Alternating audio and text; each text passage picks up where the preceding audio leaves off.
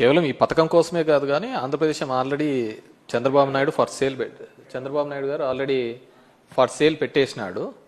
So దాని నుంచి ఏదన్నా తీసి ఇవ్వాలి అనే ఉద్దేశం మొదటి నుంచి కూడా మా పార్టీ వాదన అదే. మేము దగ్గర ఎవ్రీ ఇయర్ ఈ పథకాలు ఈ సంక్షేమ కార్యక్రమాలు అమలు చేయాలి అంటే 70,000 కోట్ల దాకా అవుతుంది. అది ఆంధ్రప్రదేశ్ రెవెన్యూ చూసుకొని ఆదాయాలు చూసుకుంటే ఆ పథకాలు ఇబ్బంది అవుతుందనే ఉద్దేశంతోనే మేము అట్లా నోటికొచ్చినట్టు చెప్పలేదు. చంద్రబాబు నాయుడు గారు నోటికొచ్చినట్టు చెప్పి ఈరోజు ఎప్పుడైతే హామీలు అమలు చేయాలనుకున్నప్పుడు వచ్చేకల్లా రాష్ట్రాన్ని అమ్మేయాలా ఇది అమ్మేయాలా అనేది చెప్తున్నాడు. ఆల్రెడీ ఆంధ్రప్రదేశ్ రాష్ట్రాన్ని చంద్రబాబు నాయుడు తెలుగుదేశం పార్టీ కూటమి ప్రభుత్వం ఫార్ సేల్ పెట్టేసింది. దాంట్లో భాగంగానే మొన్న కూడా చూసినాము 1,90,000 కోట్ల రూపాయలకు సంబంధించి ఏపీఎండిసికి సంబంధించినవి కూడా కేవలం ఒక 9,000 కోట్ల కోసం ఈ మైన్స్ అన్ని కూడా గ్యారంటీగా పెట్టే సందర్భం కూడా చూడడం జరిగింది. సిట్ అనే దర్యాప్తు సంస్థ ఎవరి చేతుల్లో నడుస్తుందో అందరికీ తెలిసినదే.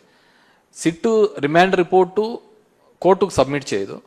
సబ్మిట్ చేయకముందే ఆంధ్రజ్యోతి ఈనాడులలో కథనాలుగా వస్తుంటాయి. అది ఏ విధంగా అవుతుంది? ఒక కాన్ఫిడెన్షియల్ డాక్యుమెంటు, జడ్జి ముందర పెట్టాల్సిన డాక్యుమెంటు, ఇవి కొన్ని పేపర్లు వాళ్ళ అనుకూలమైన పేపర్లకు ఇచ్చేసి దాని మీద వాళ్ళు ఇష్టానుసారం ఒక కథనాలు చేస్తుంటాయి.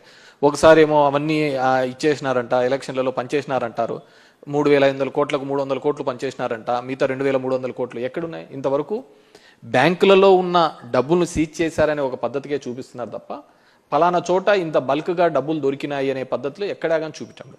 ఒక జడ్జి దగ్గర ఉండాల్సిన రిపోర్టు, సిట్ కాన్ఫిడెన్షియల్గా మెయింటైన్ చేయాల్సిన రిపోర్టు ఒక వారం ముందరే ఈ 2 పేపర్లలో ఏ విధంగా వస్తున్నాయి?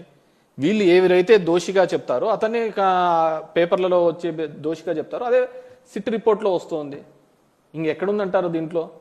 సో ఈ సిట్కి ఏమాత్రం క్రెడిబిలిటీ లేదు. ఖచ్చితంగా పెట్టే దొంగ కేసులే. మీరు బాగా చూసినారు అంటే పోలీసులు కోర్టుకు వెళ్ళాము. ఎంత దౌర్భాగ్యమైన పరిస్థితి అంటే court has given guide lines, మీరు ఈ విధంగా చేయండి అని చెప్పేసి. డెమోక్రటిక్ సిస్టంలో ఈ విధంగా పోండి అని చెప్పినా కానీ అక్కడ ఉన్న పోలీసులు అది చేయలేకపోవడం జరిగింది. మేము కంటెంప్ట్ కూడా వేయడం జరిగింది. That's before the court. Maybe 23rd 24th ఎప్పుడో అని చెప్పారు. అది వచ్చిన తర్వాత దాని మీద కూడా మేము తీసుకోవడం. మీరెంత అనగదొక్కాలని చూస్తూ ఉంటే, ప్రతిపక్ష పార్టీలను అనగదొక్కాలని చెప్పేసి ఈరోజు కూటమి ప్రభుత్వం చేస్తే దానికి 3 మేము బౌన్స్ బ్యాక్ అవుతున్నాం. ఈరోజు జగన్మోహన్ రెడ్డి గారికి వెళ్తే వచ్చే జనాలే, ఆ క్రౌడే దానికి నిదర్శనం. ఇంతకు 3 రిటర్న్ అవుతాము. ఖచ్చితంగా కూడా వైఎస్ఆర్ కాంగ్రెస్ రాసి పెట్టుకోండి, 2029లో పోయినసారి వచ్చిన మెజార్టీ కంటే అత్యధిక మెజార్టీతో రాబోతున్నామండి. పవన్ కళ్యాణ్ తన మీటింగ్స్లోనే చెప్పాడు, హీజ్ నాట్ అడ్మినిస్ట్రేటర్, నేను పాలన చేయలేను, పాలనకు పనికిరాను, నేను ఏదన్నా ఉంటే గలాటలు చేయడానికి పోరాడడానికి మాత్రమే పనికొస్తానని చెప్పేసి చెప్పడం జరిగింది. అతన్ని ఒక టూల్గా, ఒక ఆయుధంగా మాత్రమే తెలుగుదేశం పార్టీ వాడుకోవడం జరిగింది. సో అడ్మినిస్ట్రేషన్లో అతనే చెప్పడం జరిగింది తన రోల్ ఏమీ లేదు అని, ఏదన్నా కానీ పోరాటాలు దానికి అని చెప్పేసి. సో తన గొంతును, తనకున్న ఆ సినిమాకున్న క్రేజ్ని మాత్రమే తెలుగుదేశం పార్టీ వాడుకొని ఆ రోజు సక్సెస్ కావడం జరిగింది. ఈ రోజు పవర్లో ఉన్నాడు కాబట్టి తెలుగుదేశం పవన్ కళ్యాణ్ యొక్క బలహీనత కూడా వాళ్ళ నమ్ముకున్న ఫ్యాన్స్కి వాళ్ళందరికీ కూడా అర్థమైంది కాబట్టి డెఫినెట్గా he is going to be Jio.